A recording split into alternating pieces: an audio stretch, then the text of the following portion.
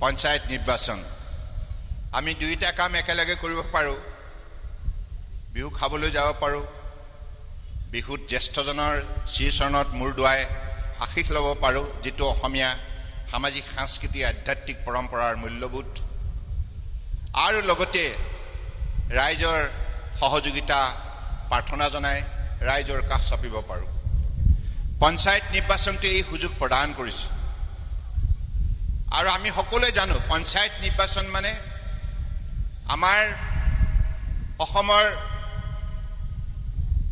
যিমান সংখ্যক গাঁও আছে চাহ বাগিচা আছে পাহাৰ ভৈয়াম যিবিলাক পঞ্চায়ত ব্যৱস্থাৰ অধীনত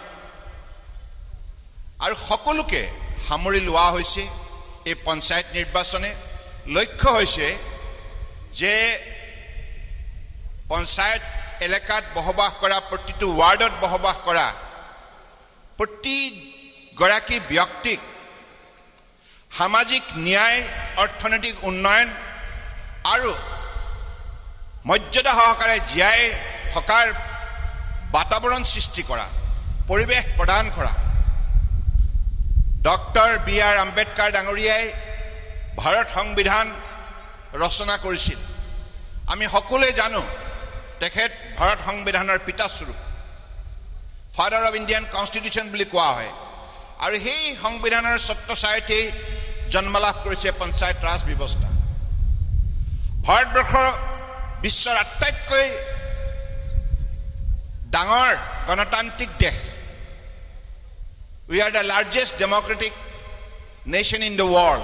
আৰু এইখন সংবিধানে 140 কোটি 84 লাখ ভাৰতবৰ্ষ বৰ্তমান আটাইতকৈ বেছি জনসংখ্যা থকা জনবহুল ৰাষ্ট্ৰ ইমান সংখ্যক ইমান ভিন্ন ভিন্ন জাতি জনগোষ্ঠীক ঐক্যবদ্ধ কৰি ৰখাৰ শক্তি আজি প্ৰদান কৰাৰ অন্তৰালত আছে ভাৰত সংবিধান গতিকে এই সংবিধানৰ লক্ষ্য হৈছে ভাৰতবৰ্ষৰ প্ৰতিগৰাকী নাগৰিকক সামাজিক ন্যায় প্ৰদান কৰা আৰু অৰ্থনৈতিক উন্নয়নৰ বাবে সুযোগ প্ৰদান কৰা সেইবাবে মাননীয় প্ৰধানমন্ত্ৰী ডাঙৰীয়াই 2014 চনত প্ৰধানমন্ত্ৰী দায়িত্বভাৰ লৈ তেখেতে ঘোষণা কৰিলে যে এইখন ভাৰতবৰ্ষক যদি বিশ্বৰ বুকুত সৰ্বাতোতকৈ শক্তিশালী ৰাষ্ট্ৰ হিচাপে গঢ়ি তুলিব লগা হয় তেতিয়াহ'লে আমি সকলোকে আস্থা আৰু বিশ্বাসত ল'ব লাগিব সবকা সাথ সবকা বিকাশ সবকা বিশ্বাস সবকা প্ৰয়াস অৰ্থাৎ আমি সকলো নাগৰিকে একেলগে মিলি আমি কঠোৰ পৰিশ্ৰম কৰিব লাগিব সততা আৰু নিষ্ঠাৰে আৰু প্ৰতিগৰাকী নাগৰিকে ৰাষ্ট্ৰ ধৰ্ম পালন কৰিব লাগিব ৰাষ্ট্ৰৰ হকে যিখিনি দায়িত্ব আৰু কৰ্তব্য পালন কৰাৰ নিমিত্তে সংবিধানে দায়িত্ব অৰ্পণ কৰিছে তাক নিষ্ঠাৰে পালন কৰিব লাগিব আৰু প্ৰতিগৰাকী নাগৰিকৰ ৰাষ্ট্ৰ নিৰ্মাণৰ ক্ষেত্ৰত ৰাষ্ট্ৰক শক্তিশালী ৰূপ দিয়াৰ ক্ষেত্ৰত উল্লেখযোগ্য বৰঙণি আগবঢ়াব পৰাৰ যোগ্যতা আছে গতিকে সেইবাবে সবকা সাথ সবকা বিকাশ এই সাৰ্বজনীন গণতান্ত্ৰিক নীতি অৱলম্বন কৰি আজি মাননীয় প্ৰধানমন্ত্ৰী ডাঙৰীয়াই দক্ষতাৰে দৃঢ়তাৰে সঠিক নীতি পৰিকল্পনা আৰু আঁচনি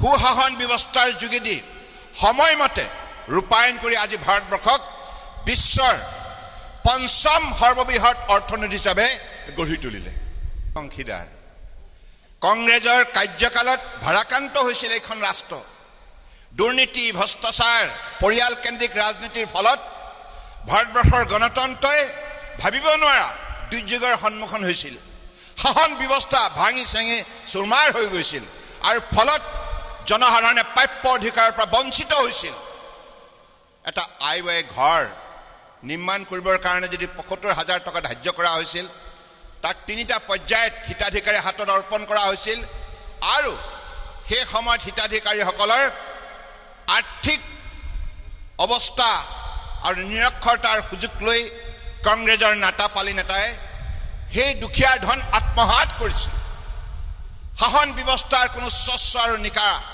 নীতি নাছিল তাৰ ফলত কোটি কোটি জনতাই কংগ্ৰেছৰ 55 বছৰ শাসনকালত ভাবিব নোৱাৰা দুৰ্যোগৰ সন্মুখীন হ'ল এইখন ৰাষ্ট্ৰ আজি 5000 বছৰ আমাৰ যেটো শক্তিশালী সভ্যতা সংস্কৃতিৰ ইতিহাস আছে আমি 5000 বছৰ আগতে বিশ্বৰ সৰ্বাধিক শক্তিশালী ৰাষ্ট্ৰ আছিলো কিন্তু বিভিন্ন দশকত বিভিন্ন শতিকাত বিদেশী আক্ৰমণৰ ফলত মোগল ইংৰাজ এখেতসকলৰ আক্ৰমণৰ ফলত এইখন ভাৰতবৰ্ষ যিখন ৰাষ্ট্ৰত সম্পদ সম্ভাৱনা শক্তিৰে বিৰাজমান এনে ধৰণৰ সৰ্বতোপ্ৰকাৰে শক্তিশালী ৰাষ্ট্ৰ এখন দুৰ্বল হ'ব লগা হৈছিল কিন্তু ভাৰতীয় জনতা পাৰ্টিয়ে যেতিয়াই প্ৰায় দায়িত্বভাৰ গ্ৰহণ কৰিলে এই সকলোবিলাক কথা সূক্ষ্মভাৱে অধ্যয়ন কৰি গৱেষণা কৰি আজি মাননীয় প্ৰধানমন্ত্ৰী নৰেন্দ্ৰ মোদী ডাঙৰীয়াৰ বলিষ্ঠ নেতৃত্বত যিবিলাক নীতি হাতত লোৱা হ'ল তাৰ ফলস্বৰূপে আজি ভাৰত ৰাষ্ট্ৰ দিনক দিনে বিশ্বৰ অন্যতম শক্তিশালী ৰাষ্ট্ৰ হোৱাৰ পথত অগ্ৰসৰ হৈছে গতিকে সেই পৰ্যায়লৈ আমি আমাৰ ৰাষ্ট্ৰখন নিবৰ বাবে পঞ্চায়ত ৰাজ ব্যৱস্থা আমি নিকা আৰু স্বচ্ছ কৰি তুলিব লাগিব পঞ্চায়তলৈ যি পইচা আহিব প্ৰতিটো ৱাৰ্ডত বসবাস কৰা নাগৰিকসকলৰ বাবে পুৰুষ মহিলা বৃদ্ধ বৃদ্ধা বিধৱাৰ বাবে আমাৰ শিশুসকলৰ বাবে মাতৃসকলৰ বাবে যুৱক যুৱতীসকলৰ বাবে গতিকে সেই ধন যাতে কোনো প্ৰতিনিধি আত্মসাৎ নকৰে সেই ধন স্বচ্ছ আৰু নিকা নীতি দ্বাৰা আমাৰ জনসাধাৰণৰ শ্ৰীচৰণত অৰ্পণ কৰে এই হৈছে পঞ্চায়ত ৰাজ ব্যৱস্থাৰ প্ৰধান লক্ষ্য আৰু উদ্দেশ্য সেইকাৰণে পঞ্চায়ত ৰাজ ব্যৱস্থাৰ যোগেদি আমি ৰাজ্য প্ৰতিষ্ঠা কৰাৰ যিটো সপোন বাপুজীয়ে দেখিছিল মহাত্মা গান্ধীয়ে দেখিছিল সেই সপোন আজি দিঠকত পৰিণত কৰাৰ বাবে মাননীয় প্ৰধানমন্ত্ৰী নৰেন্দ্ৰ মোদী ডাঙৰীয়াই যোৱা 10 বছৰে সততা নিষ্ঠাৰে কঠোৰ পৰিশ্ৰম কৰি সকলোকে আস্থাৰ বিশ্বাসত লৈ আজি দেশ শাসন পৰিচালনা কৰাৰ বাবে আজি এইখন ৰাষ্ট্ৰত সকলো শ্ৰেণীৰ ৰাইজ উপকৃত হৈছে আজি আপোনালোকে শুনি ভাল পাব সঠিক নীতি আৰু পৰিকল্পনাৰ ফলশ্ৰুতিত সুশাসন ব্যৱস্থাৰ ফলশ্ৰুতিত আজি ভাৰতবৰ্ষত 25 কোটি মানে 100 লাখে 1 কোটি 25 কোটি আজি বহু ৰাষ্ট্ৰৰ ইমান সংখ্যক জনসাধাৰণ নাই আজি গোটেই আমেৰিকাৰ ৰাষ্ট্ৰখনক যদি ধৰা যায় তাৰ জনসংখ্যাৰ প্ৰায় ওচৰা-ওচৰি হৈছে 25 কোটি কংগ্ৰেছৰ অপশাসনৰ ফলত দুৰ্নীতি ভ্ৰষ্টাচাৰৰ ফলত দৰিদ্ৰ সীমাৰেখাৰ তললৈ ধাৱমান কৰা 25 কোটি পৰিয়ালক মাননীয় প্ৰধানমন্ত্ৰী নৰেন্দ্ৰ মোদী ডাঙৰীয়াই অত্যন্ত শ্ৰদ্ধা ভক্তিৰে সেৱা কৰি তেখেতসকলক আজি দৰিদ্ৰ সীমাৰেখাৰ তলৰ পৰা উদ্ধাৰ কৰি আৰ্থিকভাৱে সবল কৰি তুলিলে কংগ্ৰেছৰ দিনত শ্লোগান দিয়া হৈছিল গৰীবী হাটাও তেখেতসকলৰ প্ৰতিজন প্ৰধানমন্ত্ৰীয়ে বিভিন্ন ৰাজহুৱা সভাত এনে ধৰণে বক্তব্য ৰাখিছিল আৰু প্ৰতিশ্ৰুতি দিছিল কিন্তু প্ৰতিশ্ৰুতি ফটুকাৰ ফেন হ'ল কেৱল বক্তব্যৰ মাজত প্ৰতিশ্ৰুতি আবদ্ধ হৈ থাকিল সীমাবদ্ধ হৈ থাকিল কিন্তু মাননীয় প্ৰধানমন্ত্ৰী নৰেন্দ্ৰ মোদী ডাঙৰীয়াই কোনোদিনে তেনেধৰণে কোৱা নাই তেখেতে বৰঞ্চ কৈছে যে সবকা সাথ সবকা বিকাশ অৰ্থাৎ এইখন ভাৰতবৰ্ষ যদি বিশ্বৰ বুকুত আটাইতকৈ শক্তিশালী উন্নত ৰাষ্ট্ৰ হ'ব লগা হয় সকলোকে লগত ল'ব লাগিব দুখীয়া ধনী শিক্ষিত অশিক্ষিত সকলোকে আশ্ৰয় বিশ্বাসত লৈ সকলোকে আমি সামাজিক ন্যায় প্ৰদান কৰিব লাগিব অৰ্থনৈতিক উন্নয়নৰ বাবে সুযোগ প্ৰদান কৰিব লাগিব আজি মাননীয় প্ৰধানমন্ত্ৰী নৰেন্দ্ৰ মোদী ডাঙৰীয়াৰ সঠিক নীতিৰ বাবে আজি আপোনালোকে স্বচ্ছ নিকা প্ৰশাসনৰ নমুনা দেখিছে আজি আপোনালোকৰ বেংক একাউণ্ট থকাৰ বাবে আপোনালোকৰ নামত ৰাজ্য চৰকাৰ কেন্দ্ৰীয় চৰকাৰে যিমান ধন ধাৰ্য কৰিছে শতকৰা 100% আপোনালোকে সেই ধনৰ গৰাকী হ'বলৈ সক্ষম হৈছে ইয়াত মধ্যভোগী কোনো স্থান নাই আজি ডক্টৰ হিমন্ত বিশ্ব শৰ্মা ডাঙৰীয়াৰ নেতৃত্বত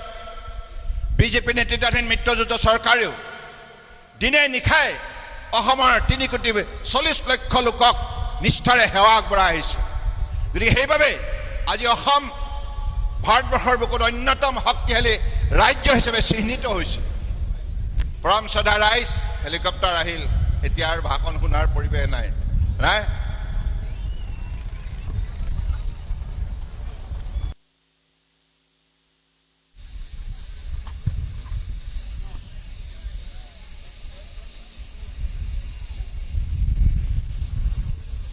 পৰম শ্ৰদ্ধা ৰাইজ, আপোনালোকে অলপ সময় বহিব আৰু বেছি দীঘলীয়া নকৰোঁ দেই। মই দেৰগাঁও ৰাইজক বিশেষভাৱে ধন্যবাদ জনাইছোঁ। গোলাঘাট জিলাৰ বিভিন্ন প্ৰান্তৰ পৰা অহা ৰাইজক ধন্যবাদ জনাইছোঁ। আপোনালোকে আজি এই নিৰ্বাচনী প্ৰচাৰ সভাখন সফল কৰি তুলিলে। আৰু এটা কথা মনত ৰাখিব যে আপোনালোকে আগন্তুক দিনত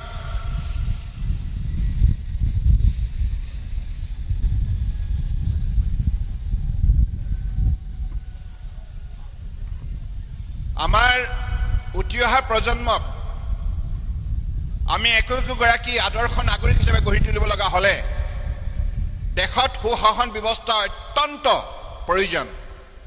কাৰণ আপোনালোকে যোৱা 55 বছৰ কংগ্ৰেছৰ শাসনকালত যিমানবিলাক আপোনালোকে তেখেতসকলৰ কলংকিত কাম কাজ প্ৰত্যক্ষ কৰিলে, তাৰ ফলত কেনেধৰণে গাঁও চহৰ ক্ষতিগ্ৰস্ত হৈছিল, বিভিন্ন জাতি জনগোষ্ঠী ক্ষতিগ্ৰস্ত হৈছিল, আমাৰ ভাষা কৃষ্টি সংস্কৃতি মাটি ভেটি বিপদাপন্ন হৈছিল, এই কথাবিলাক জানে।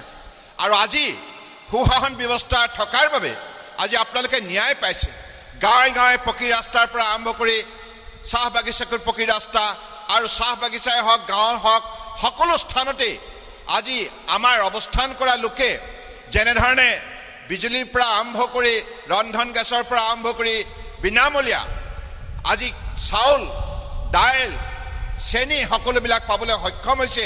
এই কথাবিলাক কেতিয়া সম্ভৱ হয়? যেতিয়া দেশৰ ৰাষ্ট্ৰপ্ৰধান সৎ আৰু নিষ্ঠাবান হয়, জনদৰদী হয়। আজি দেশৰ হকে মাননীয় প্ৰধানমন্ত্ৰী নৰেন্দ্ৰ মোদী ডাঙৰীয়াই যিমান সততা নিষ্ঠাৰে দক্ষতাৰে শ্ৰদ্ধা ভক্তিৰে জনসেৱা কামত আত্মনিয়োগ কৰিছে, এই কাম কংগ্ৰেছৰ দিনত কৰিব নোৱাৰিলে। কেৱল 10 বছৰ ভিতৰতে ইমান এখন জনবহুল ৰাষ্ট্ৰক বিশ্বৰ মঞ্চত শক্তিশালী ৰূপত তেখেতে অৱস্থান কৰালে। আৰু আগন্তুক দিনত অহা 25 বছৰ, কাৰণ যিবিলাক ল'ৰা ছোৱালী এতিয়া জন্ম হৈছে তেওঁবিলাকে 25 বছৰত যেতিয়া ভৰি দিব তেতিয়া নিশ্চিতভাৱে একোজন দেশৰ দায়িত্বশীল নাগৰিক হ'ব। সেই মুহূৰ্তত তেখেতসকলে আৱিষ্কাৰ কৰিব ভাৰতবৰ্ষই হ'ব বিশ্বৰ সৰ্বতোতকৈ শক্তিশালী উন্নত ৰাষ্ট্ৰ, আৰু সেই ৰাষ্ট্ৰৰ আমি সকলোৱে অংশীদাৰ হ'ম।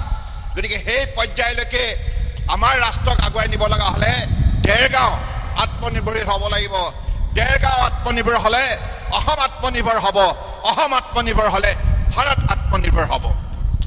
গতিকে সেই লক্ষ্যৰে পঞ্চায়ত নিৰ্বাচন অনুষ্ঠিত হৈছে, আৰু সেই লক্ষ্যত উপনীত কৰাটো আমি সকলোৰে মনে প্ৰাণে কামনা কৰোঁ।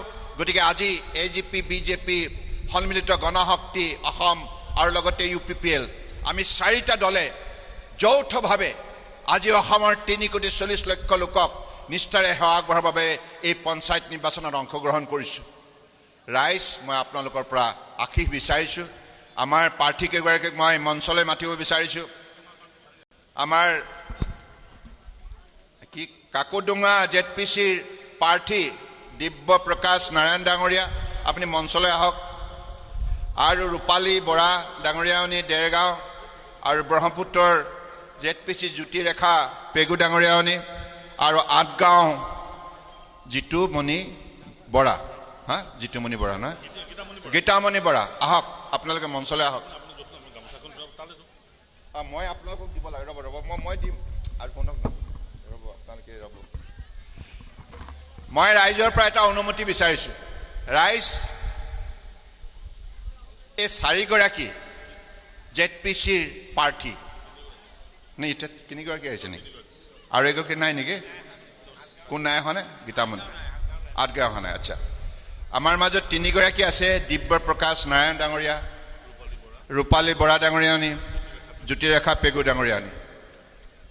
আপোনালোকে মোক এটা আজি মই আপোনালোকক অত্যন্ত নিজৰ পুত্ৰ হিচাপে নিজৰ আত্মীয় হিচাপে ক'ব বিচাৰিছোঁ, মই ইয়ালৈ আহিছোঁ আপোনালোকৰ আশীৰ্বাদ বিচাৰি, এখেতসকলৰ হৈ প্ৰচাৰ কৰিবৰ বাবে। আপোনালোকে এখেতসকলক বিপুল ভোটত জয়যুক্ত কৰাবনে? কৰাবনে? যদি আপোনালোকে কৰায় তেতিয়াহ'লে মই সকলোকে আপোনালোকৰ হৈ এখন গামোচা মই পিন্ধাব বিচাৰিছোঁ, হ'বনে? আৰু লগতে ইয়াত যিসকল এপি মেম্বাৰ আছে তেখেতসকলক আপোনালোকে জয়যুক্ত কৰাবনে?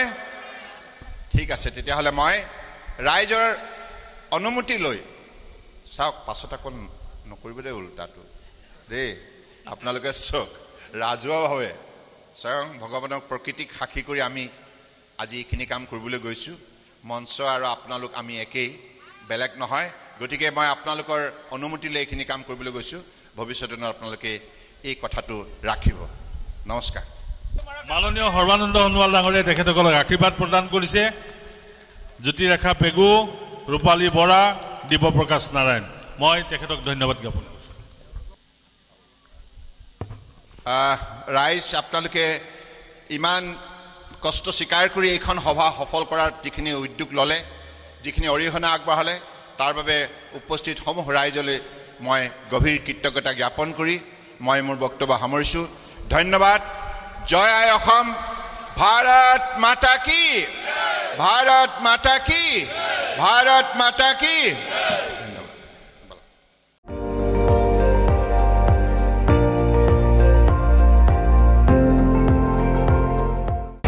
আপুনি চাই আছে ND24, সৰ্বশ্ৰেষ্ঠ নহয় সৰ্বোত্তমৰ দৌৰ।